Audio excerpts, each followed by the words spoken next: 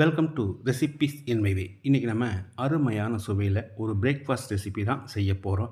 இந்த பிரேக்ஃபாஸ்ட் ரெசிபிக்கு எல்லா வகையான சட்னியும் ரொம்பவே பொருத்தமாக இருக்கும். எல்லாருமே விரும்பி சாப்பிட்ற மாதிரி இதை எப்படி செய்கிறது, இதுக்கு தேவையான பொருட்கள் என்ன பார்க்கலாம் வாங்க. 1 கப் அளவு கொண்ட கடலையை ஒரு நைட் ஃபுல்லாக ஊற வச்சு எடுத்து வச்சுருக்கேன். இதில் இருக்கிற தண்ணியை வடித்து வச்சுருக்கேன். 1/4 கப் அளவு பச்சரிசியை 2 மணி நேரம் ஊற வச்சு எடுத்து வச்சுருக்கேன். நம்ம ஊற வச்சுருந்த இந்த கொண்டக்கடலையை மிக்ஸி ஜாரில் போட்டுக்கலாம். இதோட 2 பச்சை மிளகாய், 1 இன்ச் அளவுக்கு 2 துண்டு இஞ்சியை நறுக்கி வச்சுருக்கேன். இதையும் போட்டுக்கலாம். 2 கொத்து கருவேப்பிலை, 1/4 டீஸ்பூன் பெருங்காயத்தூள், 1 டீஸ்பூன் சீரகம், நம்ம ஊற வச்சுருந்த அரிசியையும் போட்டுக்கலாம். 1/2 டீஸ்பூன் உப்பு, 3/4 கப் அளவுக்கு தண்ணி ஊற்றி ரொம்ப நைஸாக இல்லாமல் கொஞ்சம் கொரகொரப்பாக அரைச்சி எடுத்து பவுலில் ஊற்றிக்கலாம். இப்போ இதில் 3/4 டீஸ்பூன் அளவுக்கு ஈனோ பவுடரை போட்டுக்கலாம். இது இல்லைன்னா சமையல் சோடா ஒரு 1/2 டீஸ்பூன் சேர்த்துக்கோங்க. 1 டீஸ்பூன் தண்ணி ஊற்றிக்கலாம். 1/4 கப் அளவுக்கு மல்லித்தழையை நறுக்கி வச்சுருக்கேன். இதை போட்டுக்கலாம். இப்போ இதை நல்லா கலந்துடலாம். இந்த மாவில் தோசையும் ஊற்றிக்கலாம், இட்லியும் ஊற்றிக்கலாம். ஆனால் முதல்ல தோசை ஊற்றிக்கலாம். இட்லி ஊற்றுறதா இருந்தால் இது கூட இனி 2-3 பொருள் சேர்க்கணும்.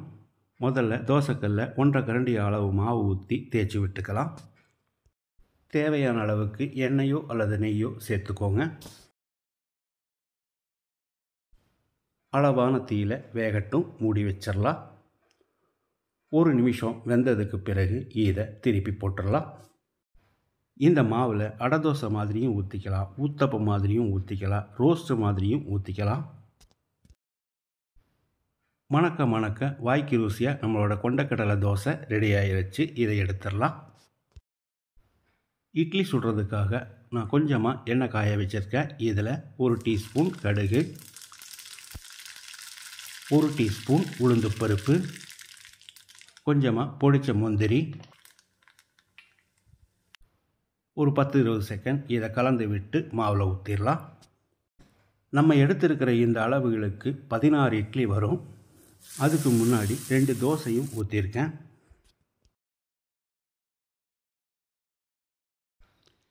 இப்போ இதோட 1/4 கப் அளவுக்கு நான் கேரட் துருவி வச்சுருக்கேன். இதையும் போட்டு கலந்து விட்டுடலாம். இப்போ நம்ம ஹெல்த்தியான இட்லி மாவு ரெடி ஆகிருச்சு. இட்லி தட்டில் எண்ணெய் தடவி வச்சுருக்கேன். தேவையான அளவுக்கு மாவு ஊற்றி வேக வச்சு எடுத்துக்கலாம்.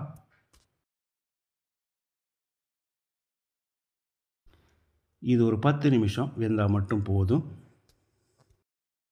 இந்த இட்லிக்காக நான் 3 வகையான சட்னி செஞ்சுருக்கேன். இந்த 3 வகையான சட்னி வீடியோவை அடுத்த வீடியோவில் நான் அப்லோட் பண்ணுறேன். அருமையான சுவையில் ஆரோக்கியமான வகையில் நான் செஞ்சுருக்கிற இந்த கருப்பு கொண்டக்கடலை இட்லி தோசையை இதே மாதிரி இதே அளவுகளோடு நீங்கள் செய்து பாருங்கள். இந்த வீடியோ பிடிச்சிருந்தால் லைக் பண்ணுங்கள், கமெண்ட் பண்ணுங்கள், ஷேர் பண்ணுங்கள். சப்ஸ்கிரைப் பண்ணாதவங்க சப்ஸ்கிரைப் பண்ணுங்கள். மறக்காமல் பெல் பட்டனை கிளிக் பண்ணுங்கள்.